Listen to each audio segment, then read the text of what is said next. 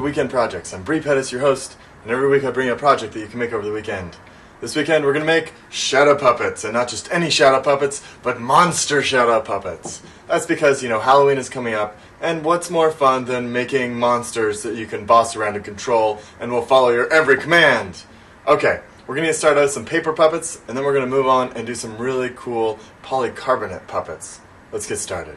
Paper puppets are great because you can make up a bunch of puppets pretty quickly and then be ready to go with your puppet show in no time flat. Okay, now some people like to draw out their puppets and then cut them out and make them very neat and very planned, but one of my criteria for good art is that when you start, you don't know where you're going to finish. So I'm going to rip out a shape, and then just like looking at a cloud, I'm gonna just look at it and see what it looks like. I'm not sure exactly what this is going to be, but I'm kind of excited to see what I can come up with, what will just magically unfold here. Alrighty. Kind of looks like a rubber ducky or something like that, like a little ducky. Okay, so let's make this a vampire ducky. Okay, I'm going to go ahead and put some eyes here. And then I'm going to fold this here because I'm going to put some fangs on here. So this is awesome.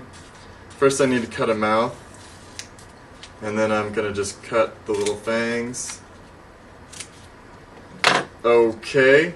Now I've got the vampire ducky. I think I need to actually, this little ducky needs a little wing right there. I'm going to go ahead and rip a little wing into here.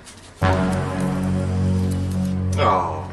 Alright, vampire ducky here, and you could just go ahead and hold this up against a shadow screen and you'd be all set, but people would be able to see your hand. So we need control rods.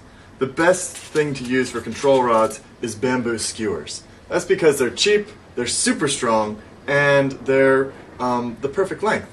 Now we're going to just need one of these, and we're going to take some tape, which is the puppeteer's best friend, and we're going to take one big piece and put it just at the top. Be careful with bamboo skewers because they're pointy and you don't want to poke your eye out. And then you fold it over. Now you fold it over so that there's like a loop at the top. Then you smush that loop down and you've got a flap here. Now this flap acts as a hinge, which lets us do really cool things with our puppet. Now I just need one more piece of tape because I fold this over on itself so it's not sticky anymore. And this tape I'm going to use to attach the hinge to Vampire Ducky. Okay. Now I put it on there just like that. And now I'm all set. I can basically move this hinge like this and it won't go anywhere. But if I twist the control rod, I can make it do somersaults, flips in the air, and hey, that's awesome.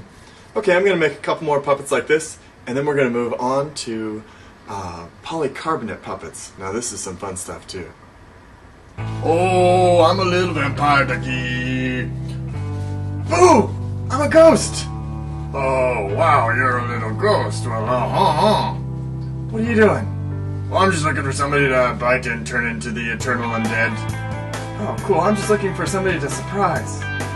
Oh, well, you could surprise me. Oh, really? But only if I get to bite your neck and drink your blood. Oh, well, that sounds great. Okay. Boo! Whoa! Oh, yeah, alright. Let's go find a haunted house with like a moat. Yeah! Alright, let's go! So this is polycarbonate, which is also known as Lexan. Now this stuff is the ultimate puppet making material, and that's because you can cut it out and it won't crack like acrylic. And you can go ahead and it's bendable and drillable, and we're going to go ahead and put some contact paper on it here. Now black contact paper is a little bit tricky to find, but if you can't find it you can just use dark colored contact paper and that'll work fine. I have known people who have gotten like contact paper and then spray painted black, and that probably works fine too. Now I've got my contact paper here and the polycarbonate, and I'm just going to smush this down. And if you kind of roll it across, you shouldn't get too many bubbles. Well, I've got some, but it's not so bad. If you've got a bubble, all you do is you pop it with a utility knife and smush it down, and that lets the air out. Not too big a deal, but it's kind of fun actually. Okay, now I'm going to go ahead and draw my monster. I'm going to start with the foot here. And this is going to be a werewolf, so I'm going to add some claws. Okay, and I'm just wrapping this up, and I'm ready to cut these out.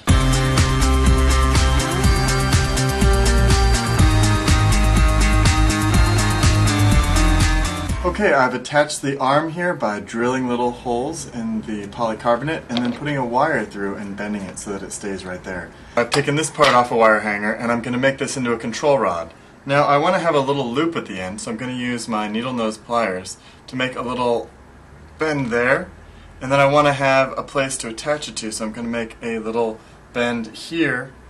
And then I can either just leave this as a handle, or if I want to get snazzy, I could get some wood doweling and put a wood handle on there. First I need to take this little piece of polycarbonate and put some holes in it.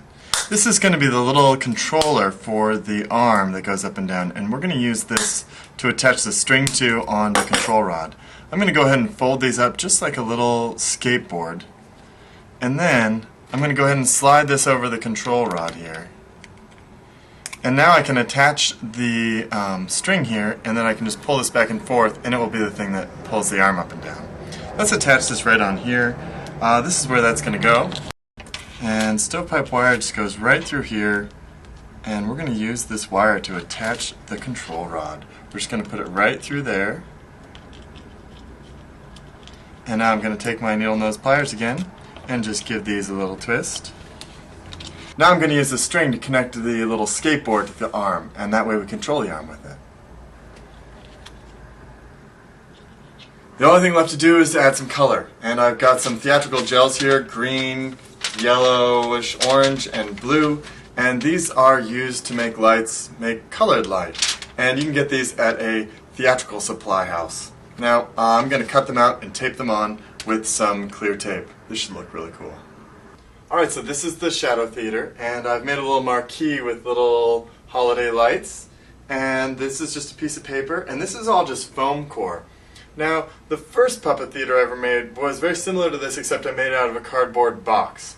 Then I got a little fancy, I made one out of wood, and then because I had to travel, I just traveled and bought this foam core and made this one up from scratch. This is something that I'm sure that you could make and have a lot of fun with. What a great night to be out for a walk.